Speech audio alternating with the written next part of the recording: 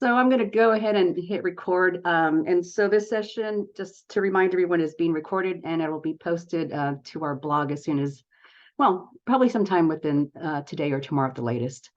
So welcome to Comet Sprint 25. It's nice to have the team together again after a brief hiatus. Actually, it was May of 2023 since we were last together. But before I turn it over to Tamsin, he'll tell us all the great work that was completed in this 2-week sprint. Although not new to the team, I want to welcome our new product owner for LARC, our authority control platform, Arwin Hutt. Welcome, Arwin. Good to have you. Tamsin, do you want to, Jessica? Yeah, woohoo. Tamsin, you want to lead us? I'm very happy to. So the priority for this sprint was to make the batch import process as rock solid as we could. Both campuses are very interested in ingesting data into Comet. On the UCSB side, we're very interested in ingesting our ADRL data. So we have some short-term requirements to be able to do that. And on the UCSD side, we're very interested in supporting geospatial ingest. And as you may recall, in past work cycles, we've gotten very close to having end-to-end publish process where I can do a batch ingest, move it through a workflow, and publish objects to the Shoreline geodata platform as from Comet as part of that workflow. It's definitely a goal for this work cycle that we'll be able to finish that, as well as to be able to support that ADRL ingest. So in order to set the stage for the remainder of the work that's needed to achieve those goals, we wanted to make sure that the base bulk ingest process that we have in place is one that people can actually use and supports the kinds of requirements that we have. An important part of that process has been having conversations about what this importer behavior is and how it works. So we had some requirements that were called out that were around like being able to ergonomically create ingests more easily, and there's interest in like being able to reuse import template behavior, but just in general, we were interested in streamlining the process of actually creating an import and getting it through. So I want to show a little bit of what we ended up scoping and completing for that. So one thing to note immediately is that the infrastructure that we use for this import process supports the concept of multiple. The terminology that we use is parsers, but really this is just like an import format, and locate and like way of finding the data manifest or the information to import. So far, our focus has been entirely on supporting CSV import. In theory, we could in the long run and probably will at some point support other formats, but our goal has been really specifically to make CSV work for all the known use cases that it can support, so that we can get those working and have one really good, well-documented import format. It used to be that when you loaded up this new form, that the first thing that you had to do was go and click this CSV import, which, as you can see, is the only parser that's supported in this dropdown. So we made a change to make it so that if you load this form up, you get the CSV parser right away. There's a few other streamlining improvements or decluttering improvements that we've made to this form. One is that this parser used to have a rights statement field, like a whole rights statement subsection. And that existed to make it really easy to fill in the rights statement, which in base hierarchs is a required field.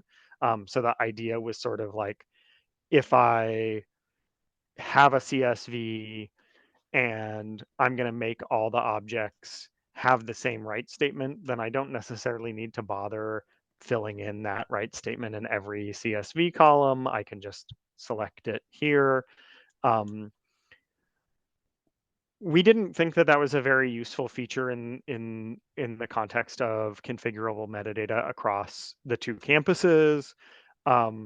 So instead of trying to generalize that feature so that it works when fields are required against different fields, we just sort of like dropped it.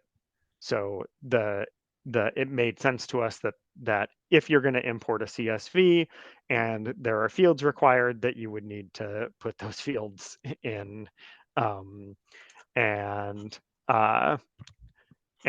so we just dropped that field. We also dropped a field that was sort of parser non-specific, that allowed you to select an import frequency between like yearly, monthly, weekly, daily. I think it is the idea.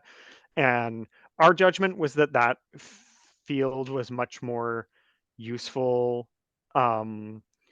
conceptually for something like an OAI based import, where I might want to run a harvest and update any objects from the harvest on a sort of recurring basis, but that it wasn't very useful in the scenario where I'm uploading a CSV.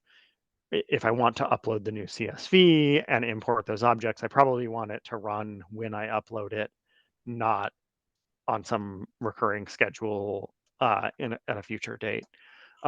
So we also just sort of dropped that field so that anytime you import using this form, the import behavior is, I'm going to run this once, and the various features for creating and validating or creating and running the import still exist. So I'm going to just run a really quick generic import now, and I'm going to name it 2023-09 19. That's today. Okay, just so that we can clearly identify that. And we'll do the base generic objects. I'll create and validate. That takes just a second. Okay, so we got a couple objects through this import. I'm going to go back to the main importers page, because the last like major UI ergonomics change that we made is that you can see the importer that we just created is now here at the top. It used to be that the default sort order for this field or for this whole table was the name, which is the motivating factor behind all these ones that are named like 00. Right, like what this incentivized was naming your importer in a way that got it to the top of the list. And in fact, these other sort options weren't working correctly at all. So that was a bug that we fixed. And then we also made it so that the default sort order when I click through to this importer is which one has run most recently. So that's why my new importer is now appearing at the top, because its most recent run is newer than even these ones that I was just doing a few minutes ago. These are only displaying the date, but they're sorting on a date timestamp. So that makes it much easier for me to like track what I'm doing with my work. We think normally the workflow will be sort of like I create an importer and I relatively quickly turn it around to an actual import. So we still parse those objects and validate them, and then can actually change the data. Okay, so that's import ergonomics improvements. We also made some improvements to how we actually handle the ingest data. And I'm going to start with, let's name this one visibility. And I'm also going to just name this in a way that will be easy for us to see. And I'm going to grab a file. So one problem that we had was that we had done towards the end of the last work cycle a bunch of work to make it so that custom visibilities existed in Comet. So there was a whole process of discovering what the two campuses needed for their sort of base object visibility options. And we wanted to be able to support those through the bulk ingest process, which didn't happen sort of automatically when we included those. So we did some work to make it so that these, okay, those are the parser fields, to make it so that these objects can be assigned the custom visibility Comet in both the raw and parsed. And if I go back to this importer and look at the other one, I should see that it has visibility metadata only. And I'm going to actually go and run that import.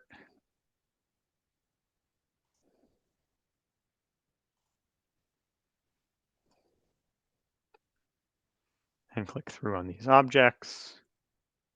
And we should see that they've got the correct visibility behavior, Comet, and the other one was metadata only. So that's great. That was really needed for us to be able to support the correct permissions in the ingest process. Yeah, that's all about that. We got some files in here. They're propagating down. That's nice. Okay. So the other major piece of work that we finished with these importers is that if let's name this one cardinality validation. So if I have metadata configuration in my local deployment that tells me, say, that a certain field should have at most one value, or alternatively at least one value, then sorry, it's 19 is the date. I can think and talk at the same time. Then I should be able to validate that before I try to run the import. So if I do create and validate on this example file, I'm going to get some errors thrown back at me. So this importer lets me know at the top level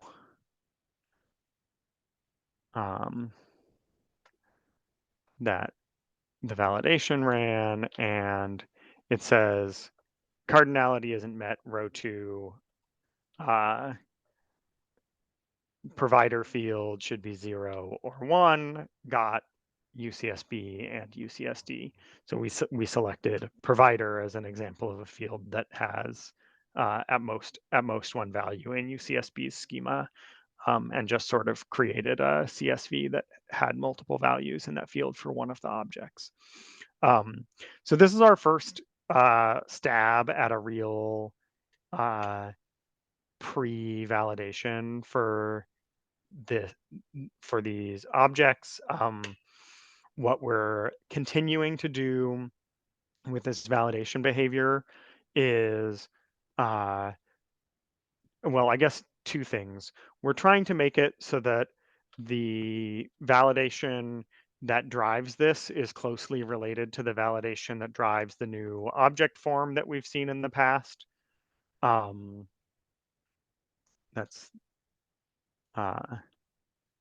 this one. So they validate significantly in the same way. And also, as a result of that, we think that we'll get the capability to validate many different validate the CSVs along many different axes all at once. So one thing about the way that this validation works is that whichever validation fails first in the cycle is going to report out, and then I'll only get that one error. And we think that the requirement is really, if I've got a CSV that's got, say, hundreds or thousands of rows, then I'll get us at least a fairly comprehensive list of errors when I validate it, so that when I do that, I'll be able to correct it one time in mass and resubmit it once, hopefully just once, and reduce the amount of sort of like how much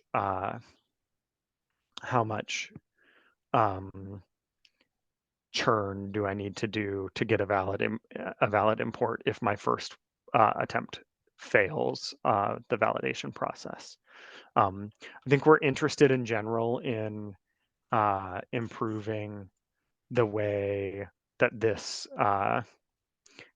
displays too, and there will certainly be some sort of ongoing back and forth about making this validation really robust.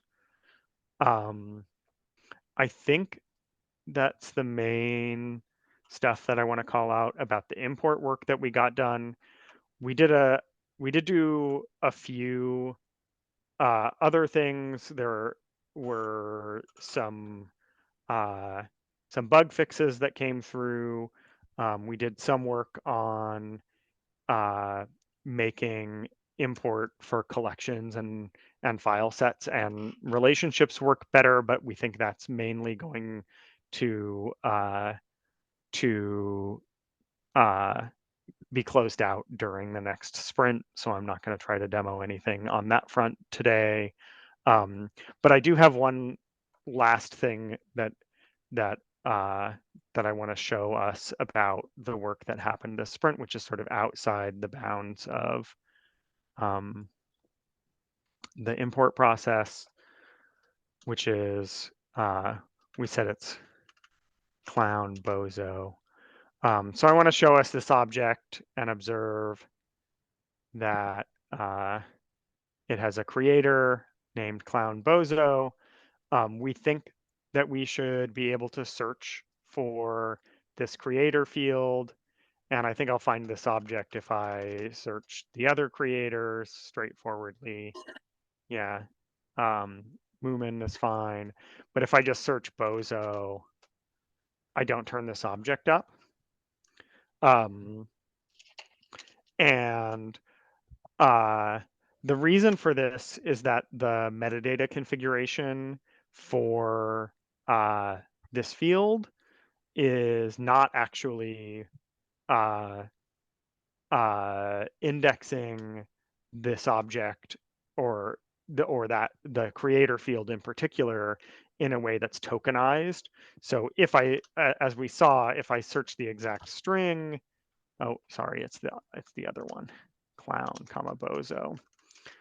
If I search the exact string, I do find this object, but the way that that we had configured the M3 configurable metadata for this was such that it didn't actually have this tokenized indexing for this field, and so you can't find the individual tokens or fragments of this string. We do have a fix for this that's across all the existing configs for the creator field in progress, that I think is likely to get merged in the next hour or two. So I think that on the staging deploys and production deploys across both UCSB and UCSD, that this specific problem will be fixed shortly. But what we identified from this is really that there's a need for more more complete documentation of how to configure indexing behavior in the M3 configurable metadata schema. So we again, we sort of like fixed this issue with respect to this field, but we're coming back around with Arwin in particular to make sure that we have good documentation for how the indexing behavior is supposed to work, so that metadata professionals at each campus can get this configured the way that they think is appropriate, actually, instead of just well,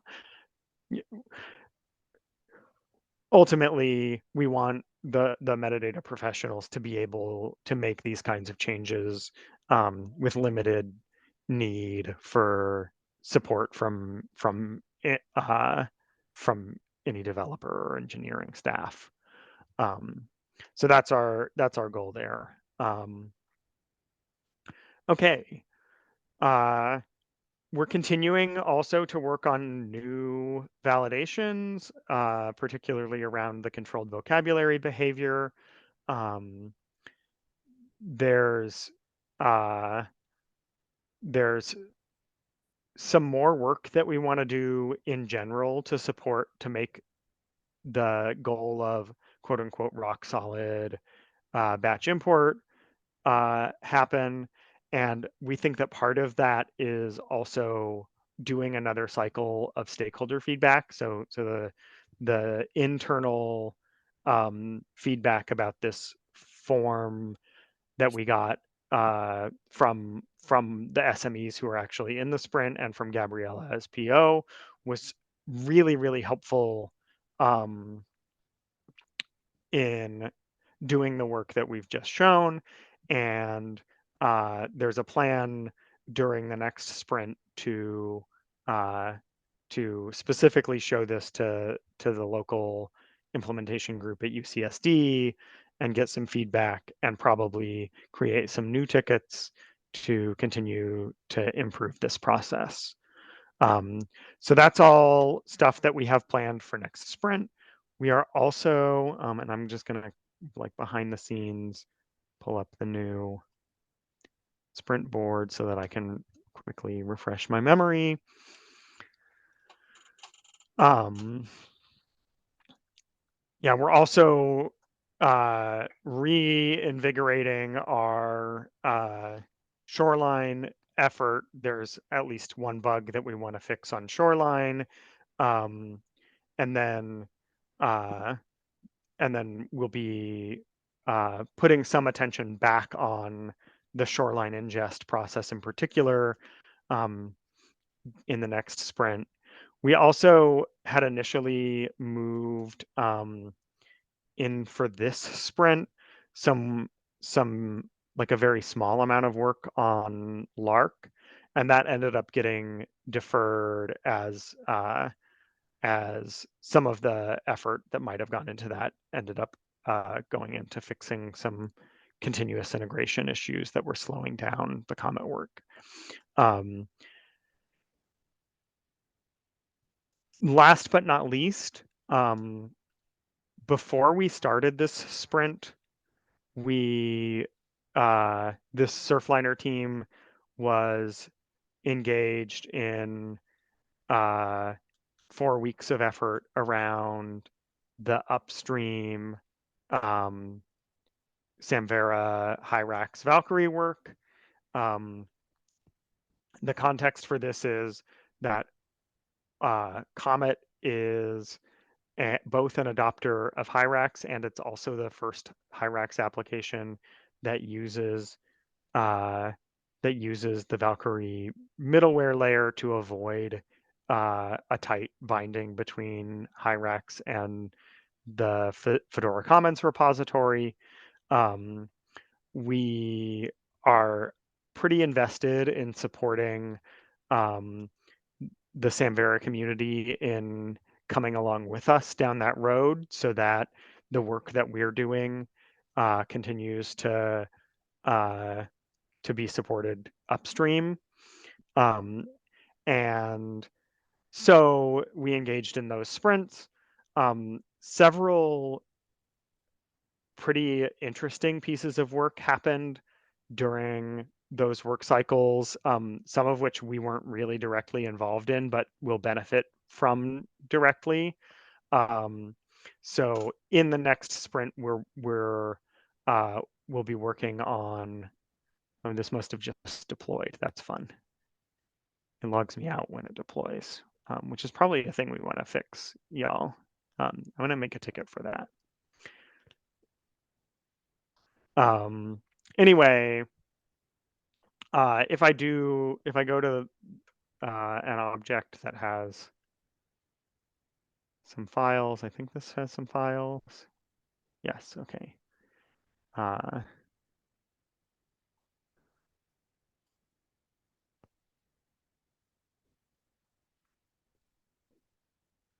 Where's the file manager link? Do we suppress the file manager link? Is that a thing that we do? Yes. We do. Okay. Mm-hmm.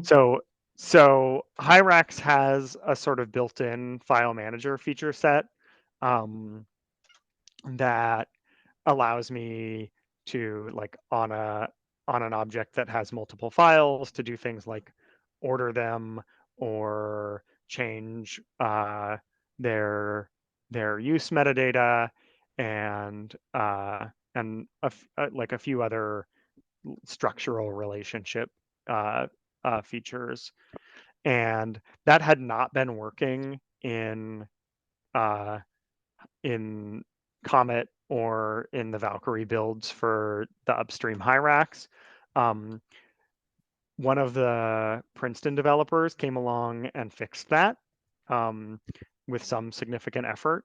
So we're interested in upgrading our base Hyrax version to get that feature in particular. There's a few other things like improved embargo behavior that we think we'll also get. So one of the things that we have slated for next sprint is to get onto the versions of Hyrax that were delivered as part of that work, and then do a little bit of backlog work to make sure that that tickets that we can close for free from doing that upgrade get closed out. So I hope that next time we do one of these reviews, I'll have like quite a little range of demos to show on features that we haven't really worked on actively anytime recently.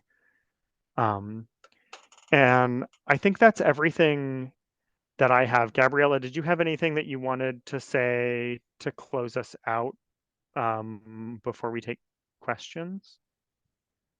No, not really. That's a lot of stuff to cover. And I think, although that we're not, well, I mentioned to you that I'm not convinced that we're fully fulfilling our need to have it robust. Bulk racks, I think we're nearly there. But let's take some questions if people have questions via chat or unmute yourselves.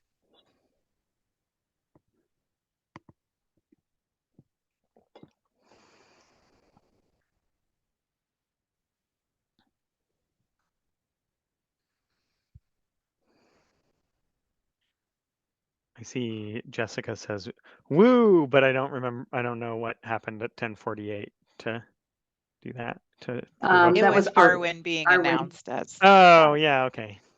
Yeah, that is exciting. And it was Arwen. also in reference to your new last name. Yeah. Yeah. Woo! Woo. All right, so I'm going to hit the stop recording button since it seems like no one has questions. Going once, going twice, doing it.